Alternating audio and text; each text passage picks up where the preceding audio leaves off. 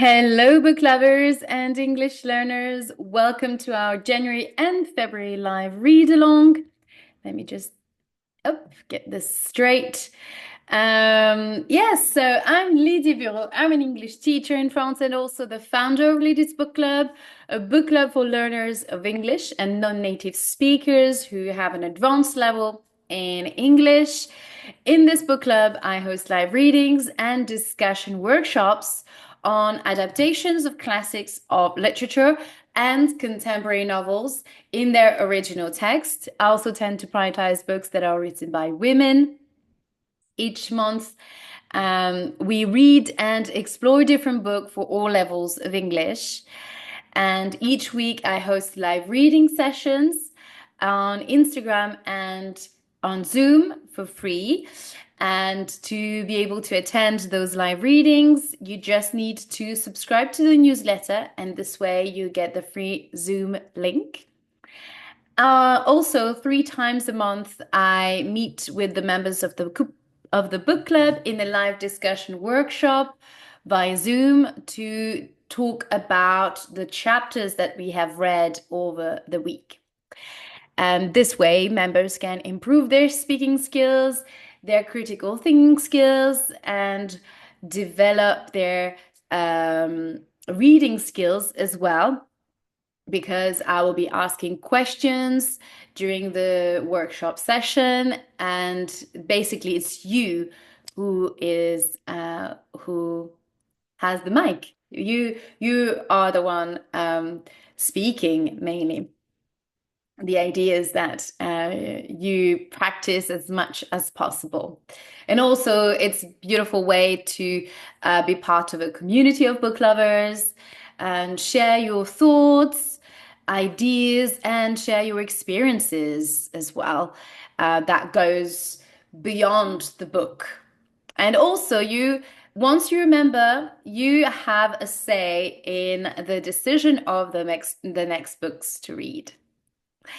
Since January, we've been reading the original text of It Ends With Us by Colleen Hoover. It was published in 2016. She is an American author, and this is a best-selling book. If you want to know more about this novel and Colleen Hoover's work, I invite you to listen to the podcast episode 29 of the podcast Reading English, the podcast with the book club. And this podcast is available on YouTube and on Spotify. And today, this is our live read along session 16, and we're going to read chapters 25, 26, 27. So 3 chapters today. We have a busy session ahead. And this Saturday, I will host our 6th live workshop session to talk about chapters 23 to 28. So if you want to attend this workshop, again, you just need to subscribe to the book club. Go to lydiasbookclub.com or click on the link in the description and join us. Right. So, as I usually do, I like to do a quick recap of the last chapters that we've read. So last Saturday, I've read chapters 23 and 24. And in chapter 23, it was a very tough chapter, very emotional, with a lot of mixed feelings around the the the scene, and mixed feelings in relation from Lily, sorry, mixed feelings from Lily's part, because this is this chapter is basically the final straw for her, because she realizes that basically she's not enough to fix him, because the idea of him walking out and come back when he feels better doesn't really work as they had planned previously. He has deeper issues, trust issues, because it seems like he's jealous of her and doesn't trust her and is jealous of um, Lily's past relationship with Atlas, because she kept this Boston magnet from Atlas on her fridge. Remember, they moved to this beautiful apartment in a very fancy area of in the same building where Eliza and Marshall live. So they are now in this, well, it's the flat that Ryle bought and without consulting her. So that's also another um, that's an important aspect, and we've discussed about this. We've discussed this, sorry. Um, in the in our live workshops, discussion workshop, um, and here he's so Lily brought this. So they moved in this new apartment, and of course Lily brought her stuff, and she put this Boston magnet on the fridge, and Ryle is asking about this magnet.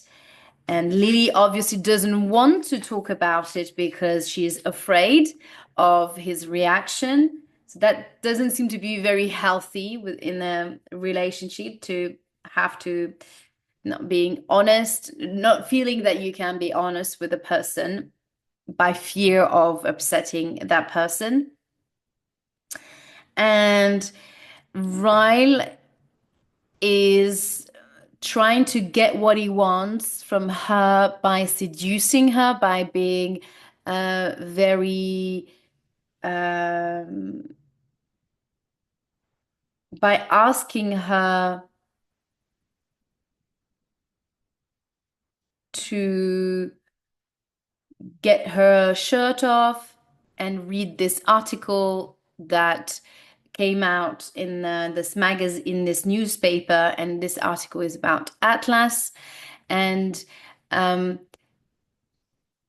by asking her to get to undress herself, but at the same time asking her to read this book, this article, um, it confuses.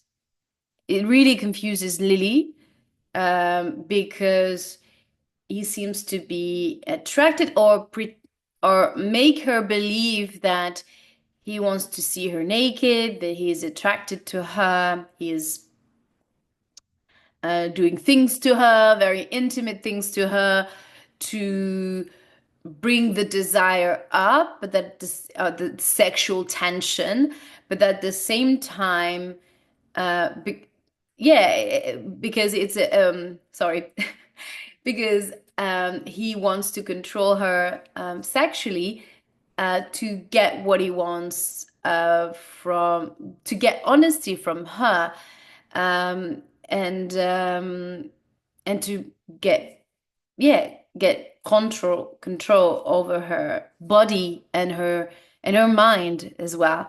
So this is under the cover of sexual tension and desire and kissing and saying that he loves her, he wants to control her. And he's being very directive, very, very controlling and aggressive at some point, because he literally hurts her with pulling her hair, starting to pulling her hair. And almost by he's being passive aggressive here,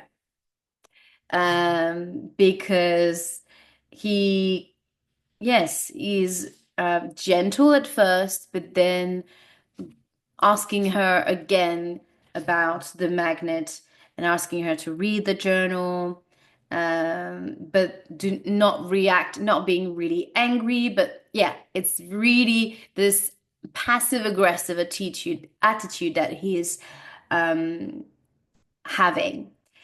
Um, and on top of it, she realizes that he has been drinking a lot. So he's quite drunk.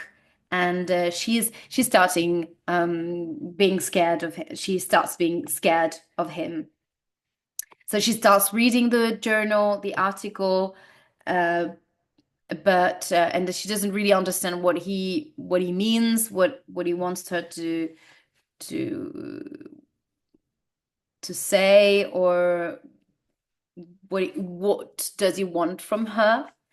And she finally realizes that he's been reading that article, and this article is about Atlas's restaurant, and um, the praise the article is praising this restaurant and the quality of the food, uh, and also um, in the article we learned that Atlas named the restaurant Bibs because it means best, no, better in Boston, which is um, the same expression that is on the magnet. Everything is better in Boston. So he connects the dots very quickly. So Ryle connects the dots and quickly understands that the restaurant refers to their past relationship, and is jealous of that, and he's not. Although she shows him that she is in love with him, it's not enough. He is not over their relationship, and he starts being very aggressive. She tries to explain to him, but she wants to explain to him, but he doesn't um, he doesn't listen to her, and uh, and he says to her, "Oh, I just think I haven't proved to you how much I love you." He thinks that by having sex with her or through sex, he can control her, or he can have her love in her turn, her exclusive love from her. And there is this beautiful quote here, and the verb that she uses that Hoover is using is very powerful. I really like that phrase. "I love you, Lily," he says, his words crashing against my cheeks as he kisses her. Um, these words come crashing on her face, and it's so powerful, so brutal as well, more than he ever did, more than he ever did. So here is um, we really feels that Ryle feels um, as a complex of inferiority towards Atlas. Uh, why can't you see that?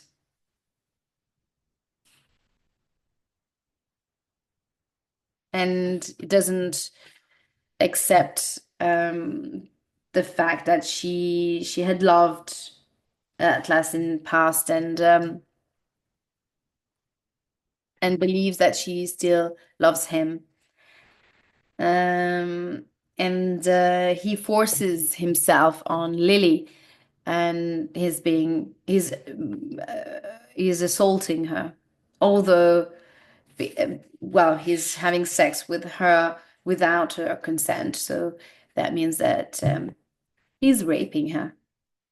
But when Lily goes to the hospital in the next chapter, she doesn't see it that way. Uh, and when he finally falls, they fall asleep, or he falls asleep, she manages to uh, leave the bedroom and call Atlas. There is a repetition of the expression of the words "I hate myself" more in this moment than I ever have in my entire life. I hate myself. I hate myself. I hate myself. So this repetition really shows the hate that the hatred that she feels against herself, and the blame that she puts on herself.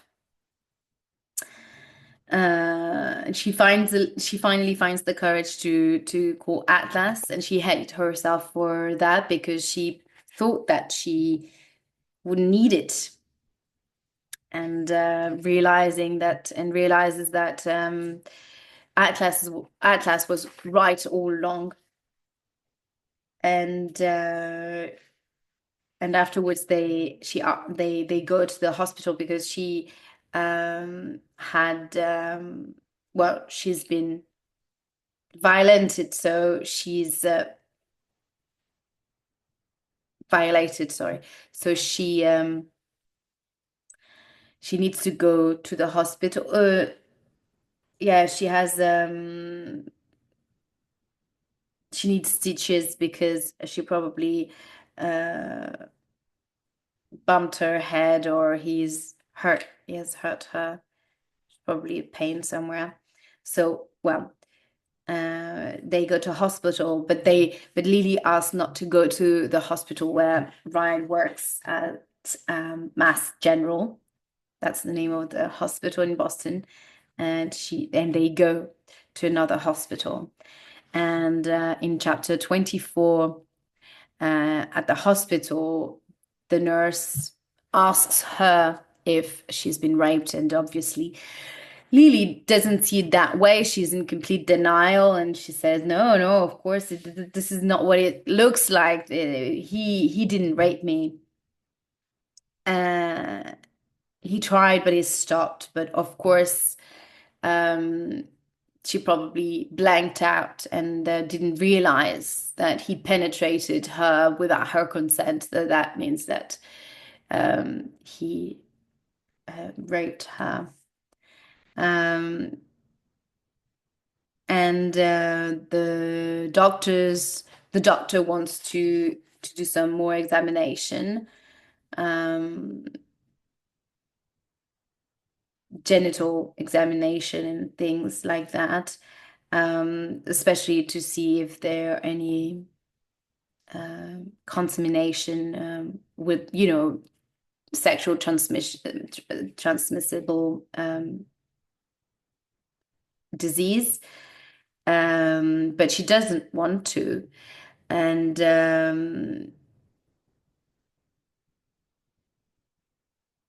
actually, at some point, they want to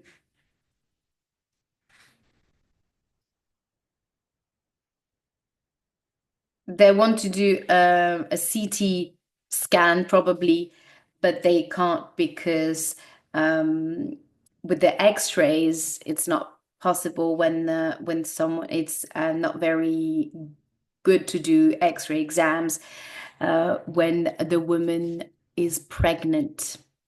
So at this point, Lily learns that not only Ryle, she's been violented, she's been abused by Ryle, but now she's pregnant with Ryle's baby.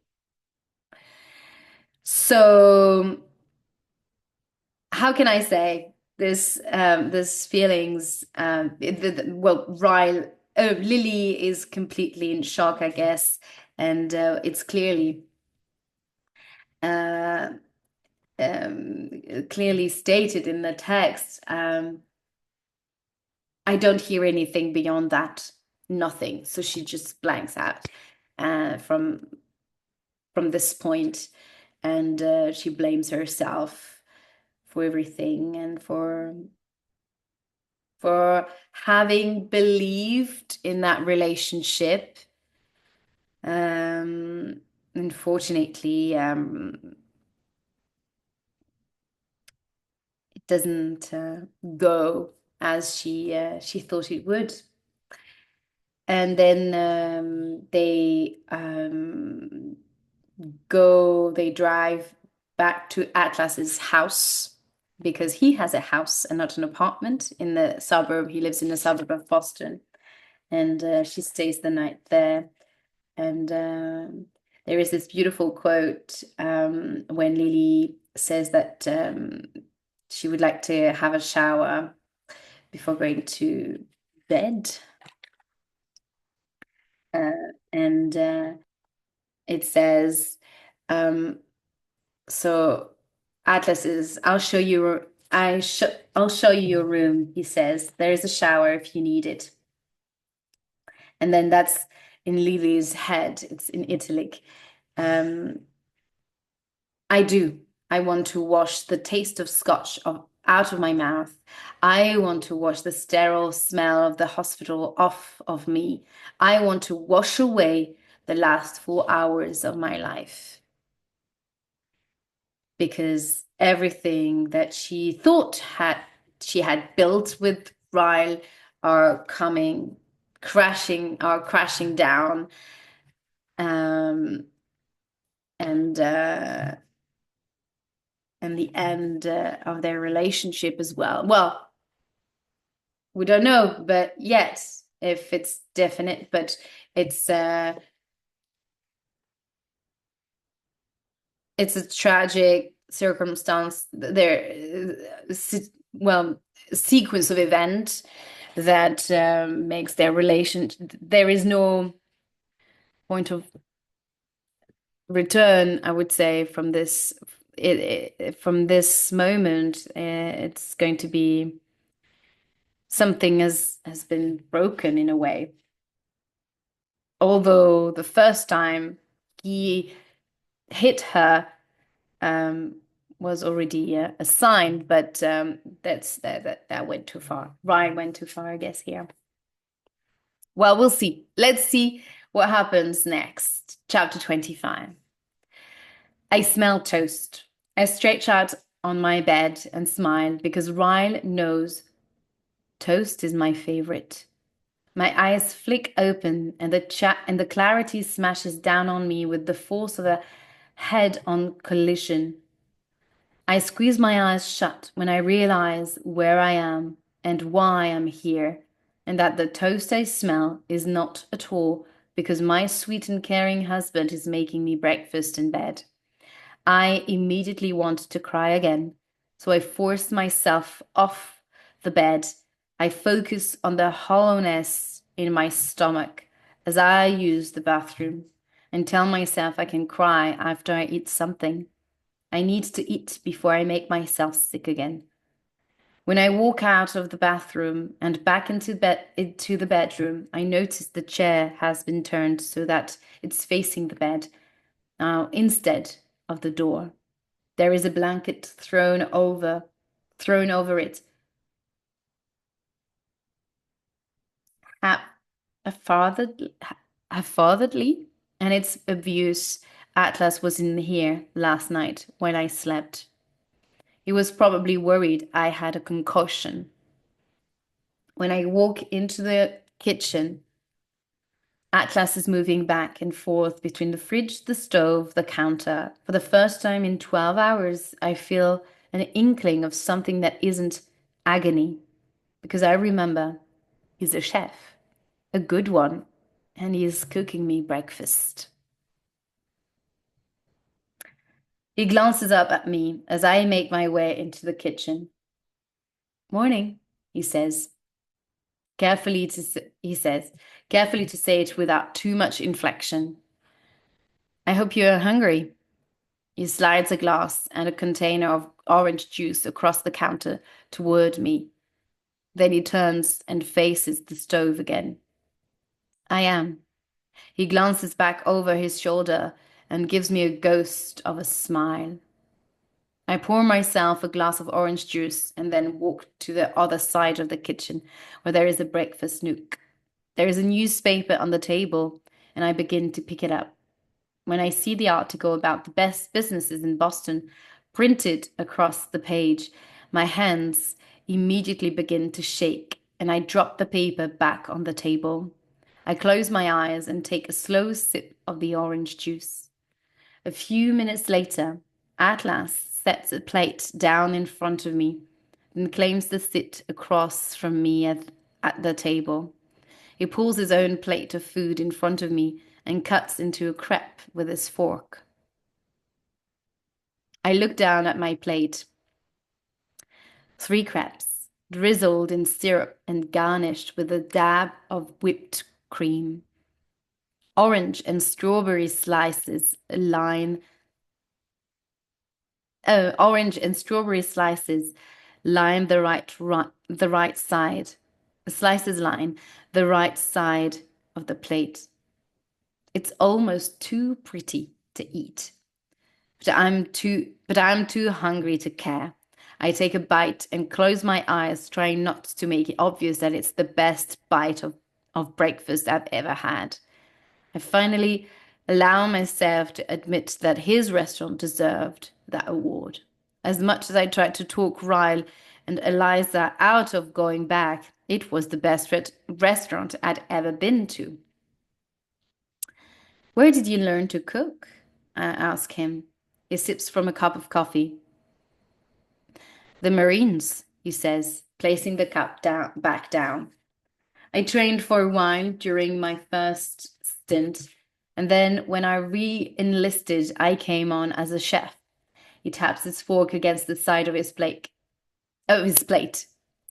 You like it? I nod. It's delicious. But you're wrong. You knew how to cook before you enlisted. He smiles. You remember the cookies? I nod again. Best cookies I've ever eaten. He leans back in his chair. I taught myself the basics. My mother worked second shift when I was growing up, so if I wanted dinner at night, I had to make it. It was either that or starve. So I bought a cookbook at a yard sale and made every single recipe in it over the course of a year. And I was only 13. I smile, shocked that I smile, shocked that I'm even able to. The next time someone asks you how you learned to cook, you should tell them that story, not the other one. He shakes his head. You're the only person who knows anything about me before the age of 19. I'd like to keep it that way. He begins telling me about working as a chef in the military, how he saved up as much money as he could so that when he got out, he could open his own restaurant. He started with a small cafe that did really well, then opened Bibs a year and a half ago. It does okay, he says with modesty. I glance around his kitchen and then look back at him. Looks like it does more than just okay. He shrugs and takes another bite of his food. I don't talk after that as we finish eating, because my mind wanders to his restaurant, the name of it, what he said in the interview. Then, of course, those thoughts led me back to thoughts of Ryle and the anger in his voice as he yelled the last line of the interview at me. I think Atlas can see the change in my demeanor, but he says nothing as he clears the table. When he takes another sit, he chooses the chair right next to me this time. He places a reassuring hand on top of mine. I have to go in to work for a few hours, he says. I don't want you to leave. Stay here as long as you need, Lily. Just, please, don't go back home today. I shake my head when I hear the concern in his words. I won't. I'll stay here, I'll tell him. I promise. Do you need anything before I go? I shake my head. I'll be fine. He stands up and grabs his jacket. I'll make it as quick as I can. I'll be back after lunch and I'll bring you something to eat, okay? I force a smile. He opens a drawer and pulls out a pen and paper. He writes something on it before he leaves. When he's gone, I stand up and walk to the counter to read what he wrote.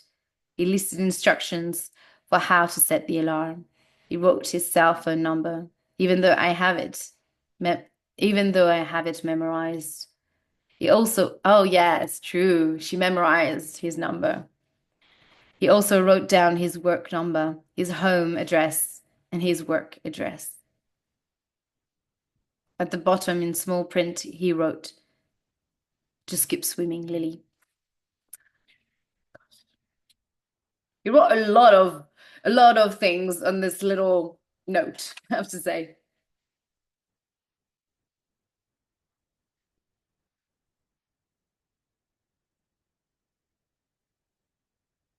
Oh, right.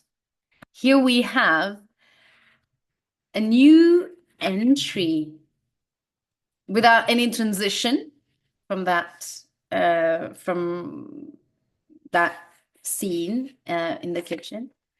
Dear Ellen, hi, it's me, Lily Bloom. Well, technically, it's Lily Kincaid now.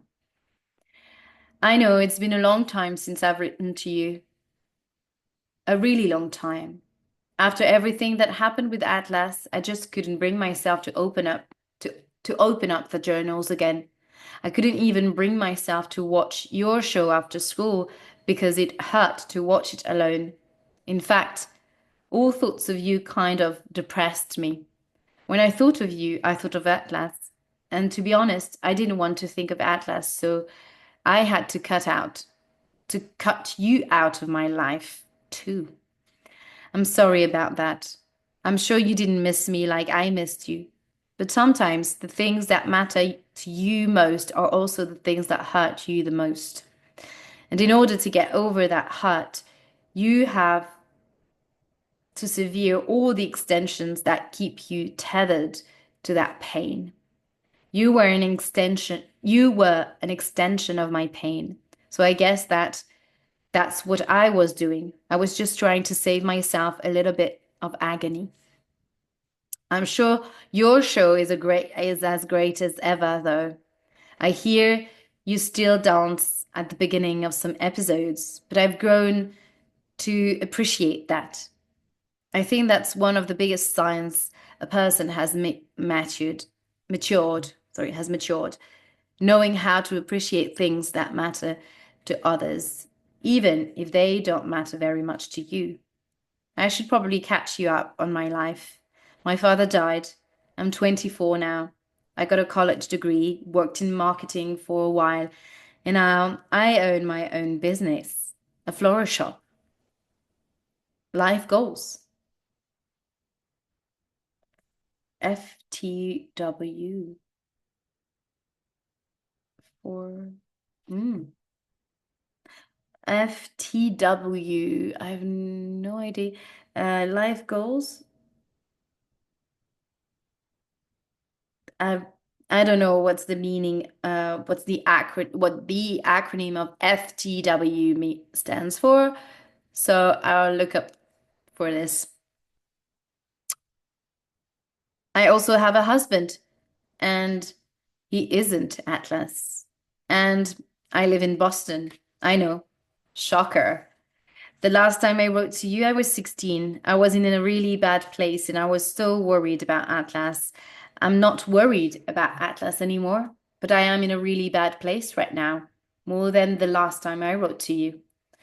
I'm sorry.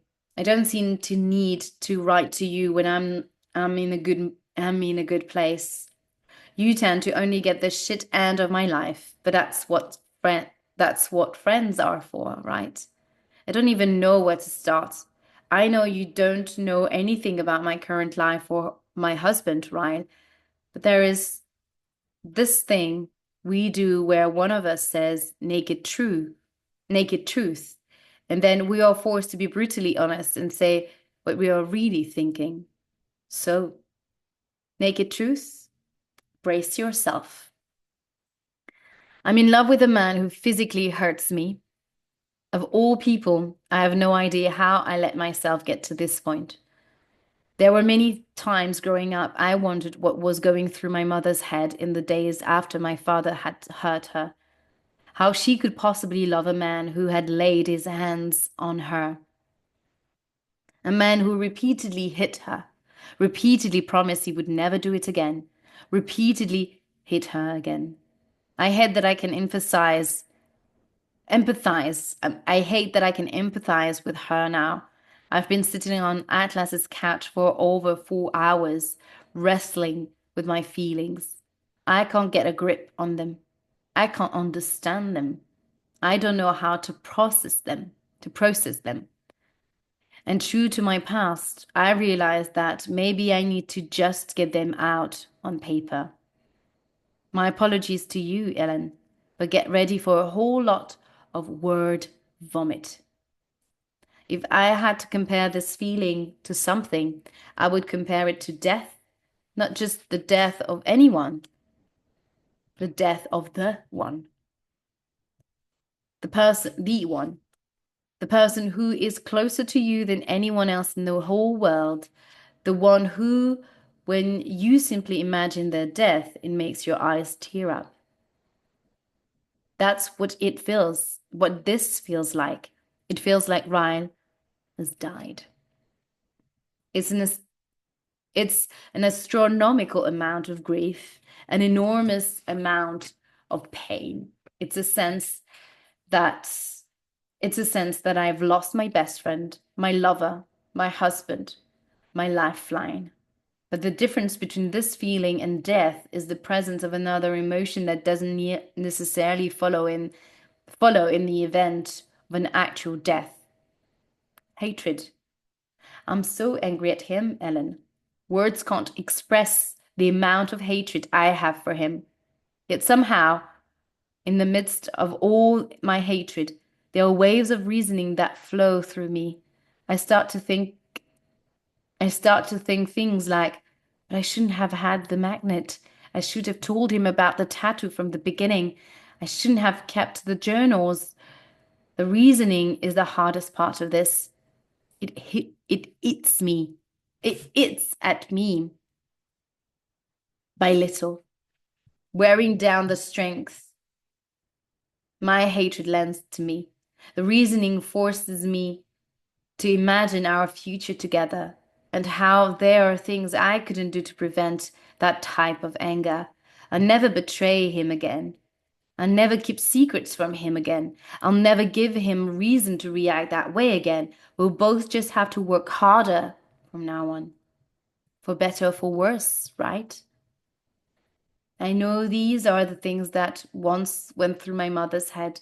But the difference between the two of us is that she had more to worry about.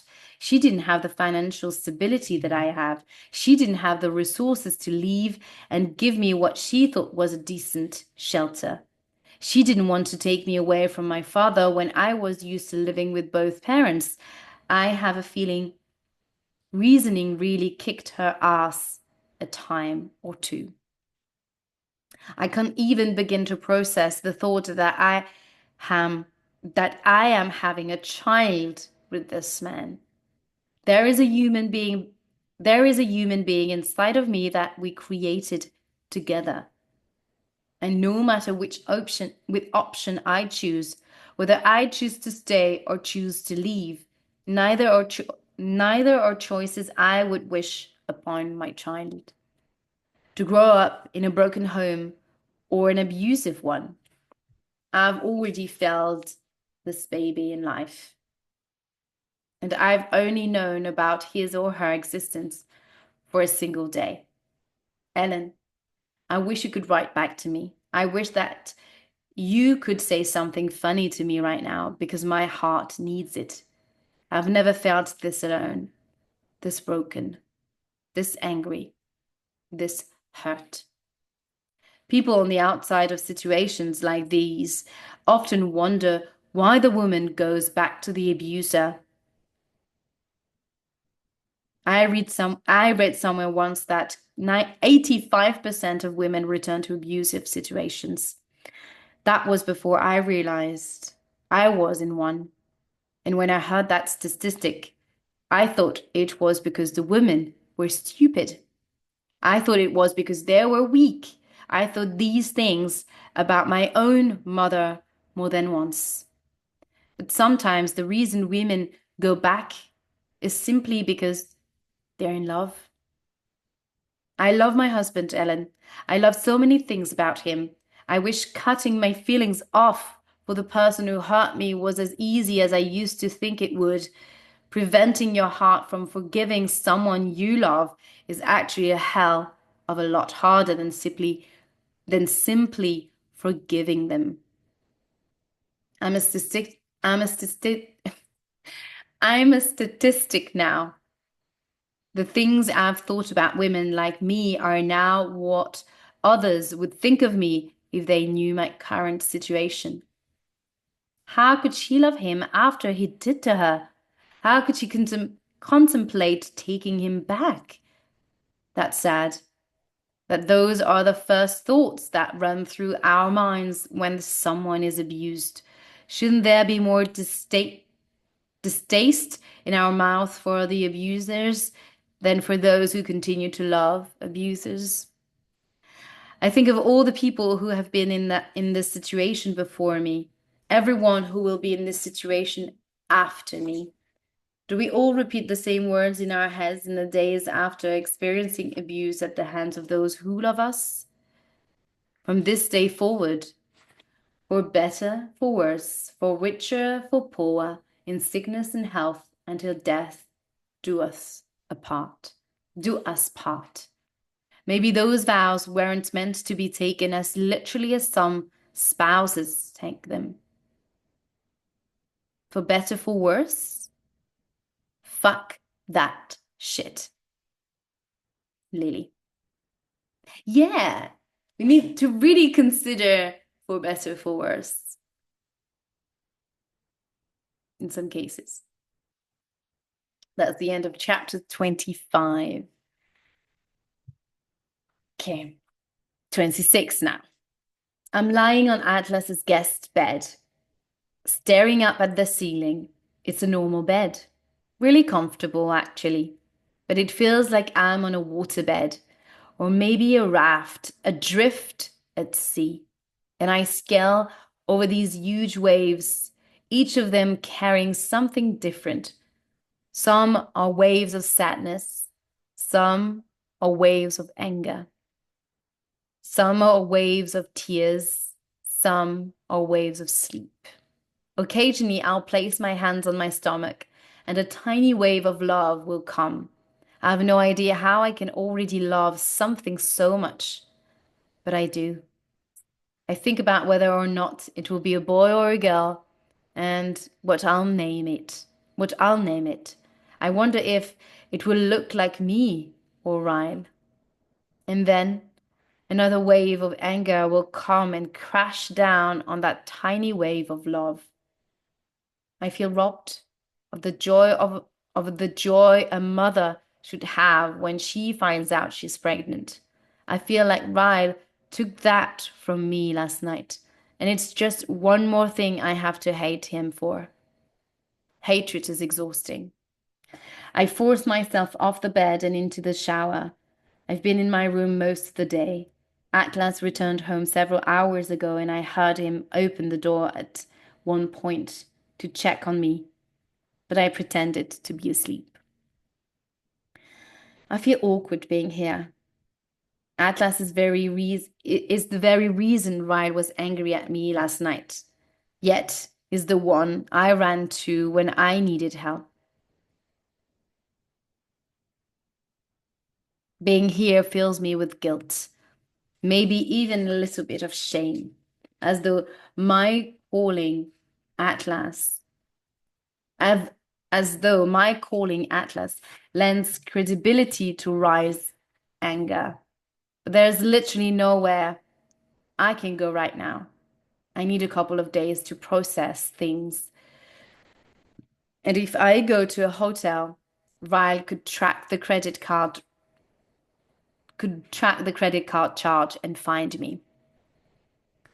He'd been able to find me at my mother's, at Eliza's, at Lucy's.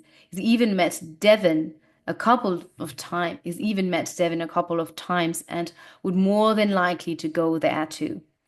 I can't see him tracking down Atlas though. Yet, I'm sure if I go a week avoiding his calls and texts, he'll look everywhere he can possibly look to find me. But for now, I don't think he would show up here. Maybe that's why I'm here. I feel safer here than anywhere else I could possibly go. And to Atlas is an alarm system. So there's that. I glance at the nightstand to look at my phone. I skip over all the missed texts from Ryle and open the one from Eliza. Eliza. Hey, Aunt Lily. They're sending us home tonight. Come see us tomorrow when you get home from work. She sent a picture of her and Riley. It makes me smile, then cry. Damn, these emotions. I wait until my eyes are dry again before I walk into the living room. Atlas is sitting at his kitchen table, working on his laptop. When he looks up at me, he smiles and closes it. Hey, I force a smile and then look in the kitchen. Do you have anything to eat? Atlas stands up quickly. Yeah, he says. Yeah, sit down. I'll get something ready for you.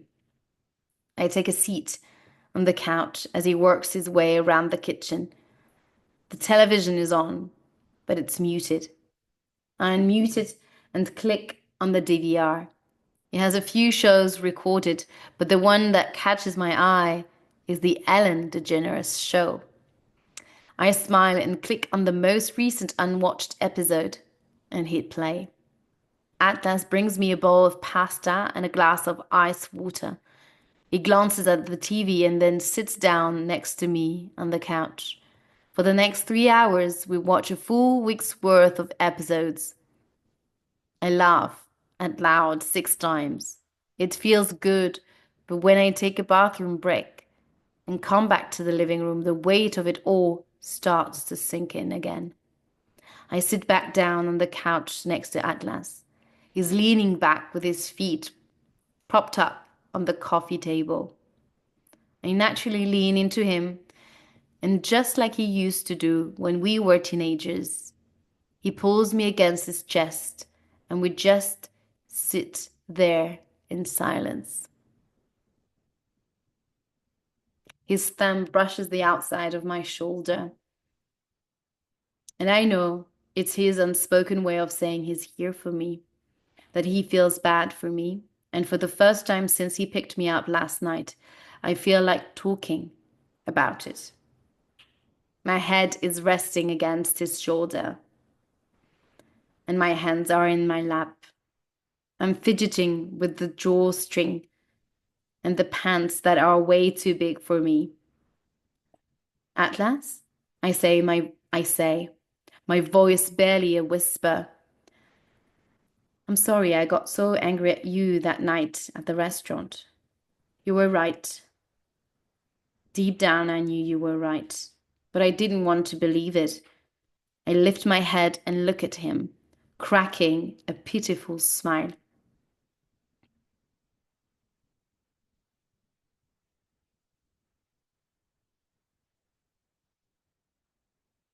Okay, so she says that to him. You can say, I told you so now. His eyebrows drew together like my words somehow hurt him.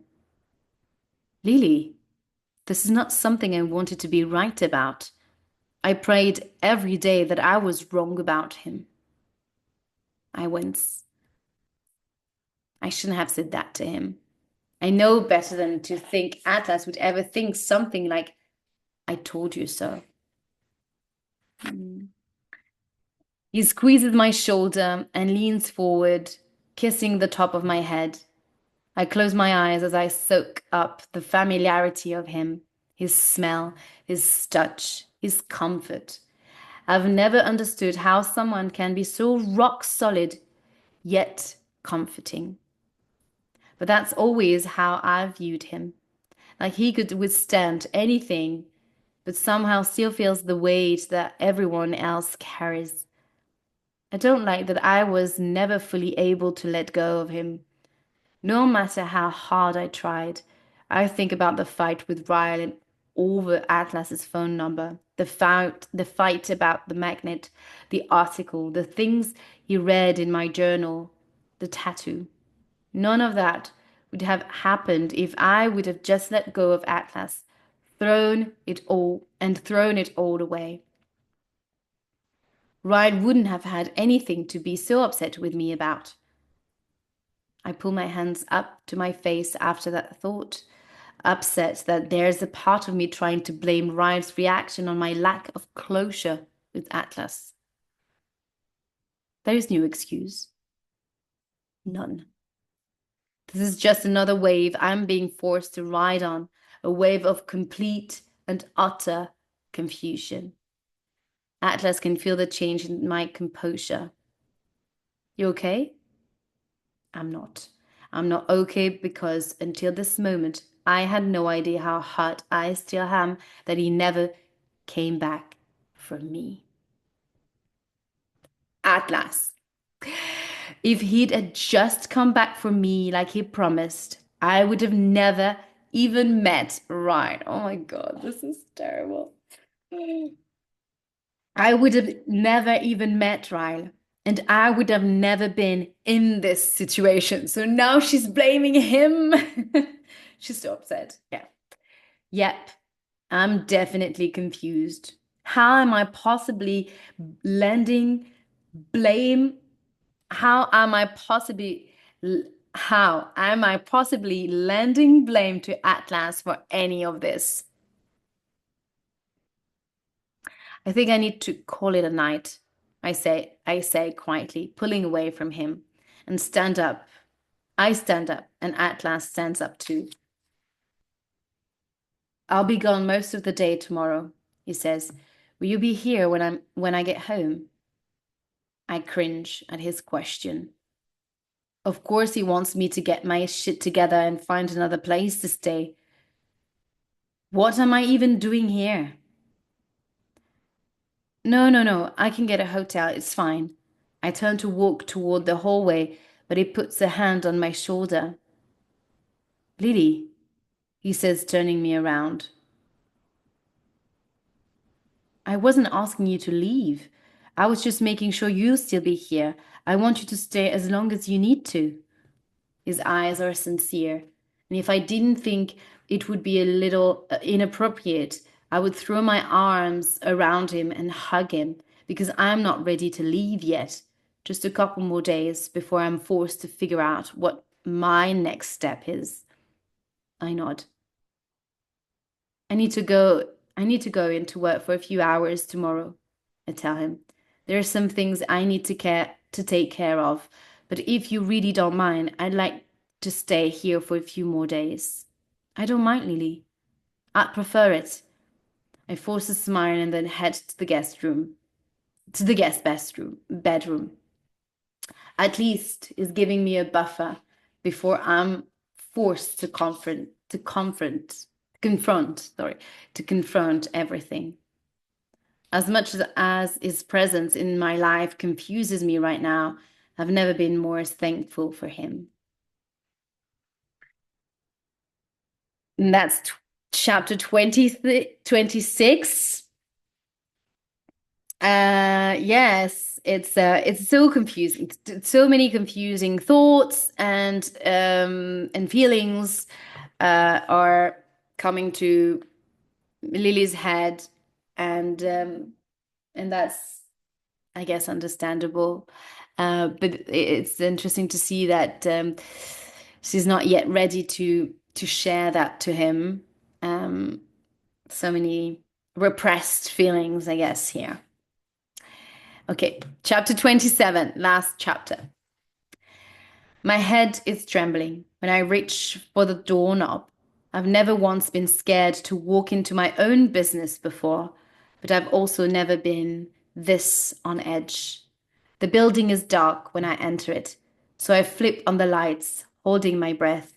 I walk slowly to my office, pushing the door open with caution.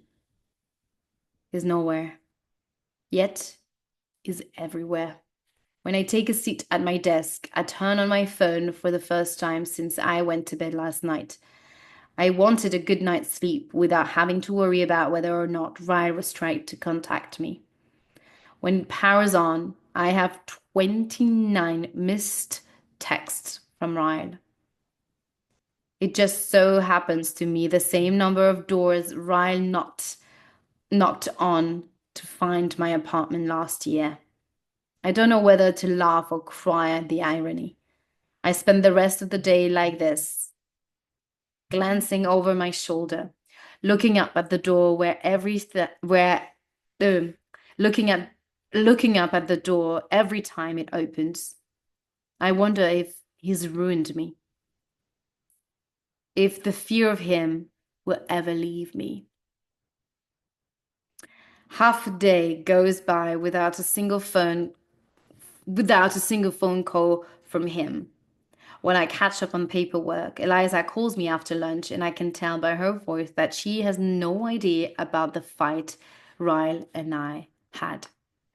I let her talk about the baby for a while before I pretend I have a customer and hang up. I plan on leaving. I plan on leaving when Lucy returns from her lunch break. She has half an hour.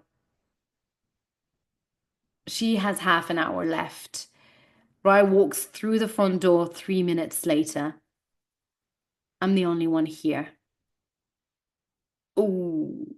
As soon as I see him, I turn stone cold. I'm standing behind the counter, my hand on the cash register because it's close to the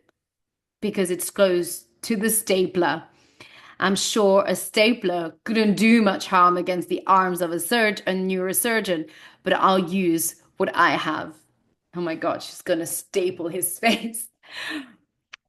He slowly makes his way to the counter. It's the first time I've seen him since he was on top of me on our bed the other night.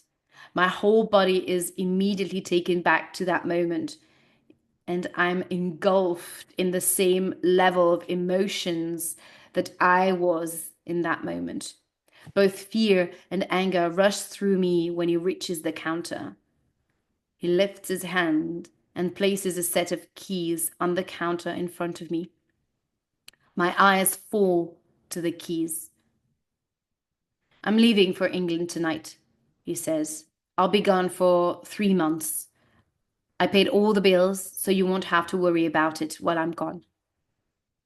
His voice is composed, but I can see the veins in his neck as they prove his composure is taking all the effort he has. You need time. He swallows hard, and I want to give that to you. He grimaces and pushes the keys to my apartment toward me. Go back home, Lily. I won't be there. I promise. He turns and begins walking toward the door. It occurs to me that he didn't even try to apologize. Apology. Yeah, there. Apologies are a very good indicator of the character of someone's character, I would say.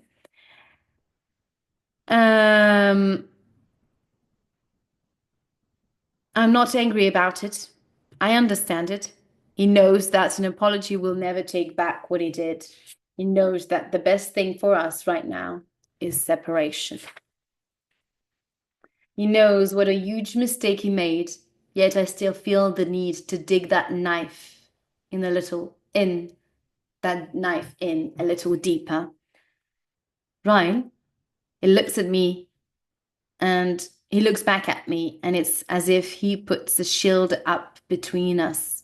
He doesn't turn all the way around, and he is stiff as he waits for whatever I'm about to say. He knows my words are going to hurt him. You know what's the worst part about this whole thing is? I ask. He doesn't say anything. He just stares at me, waiting for my answer. All you had to do when you found my journal was ask me for a naked truth. I would have been honest with you, but you didn't.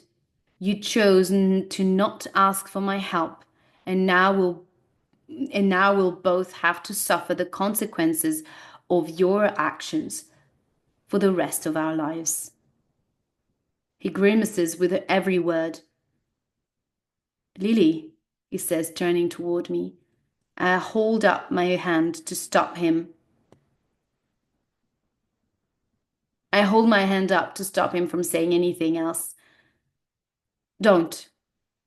You can leave now. Have fun in England. I can see the war waging inside of him.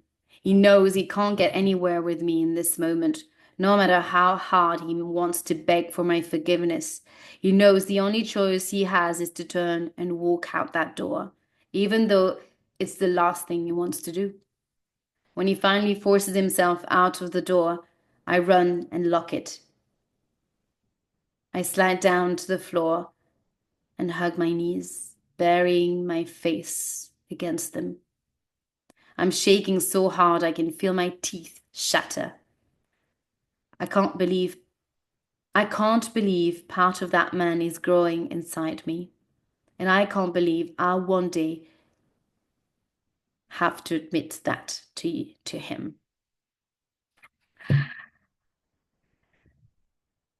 Well, this is it. That's the end of chapter 27.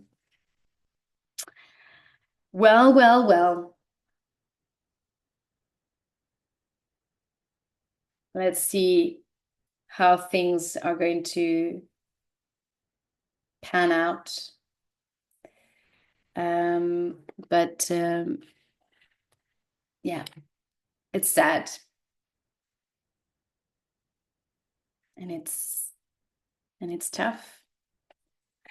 Right. I hope that you enjoyed this live reading and that you'll be able to join our discussion workshop this Saturday. Even though we've started reading the book, you can always join. It's never too late. And if you enjoyed this video, please like, share it, and subscribe to the channel for more content. And in the meantime, I'll see you tomorrow for a new live read along. We will meet live again on Instagram or on Zoom at around 6:30, and I will read chapter 28. Only one chapter tomorrow, so I guess there are going to be a lot. There are a lot to say. There is a lot to say in this chapter, I guess. So that's for tomorrow, and I wish you a beautiful rest of the day. Bye.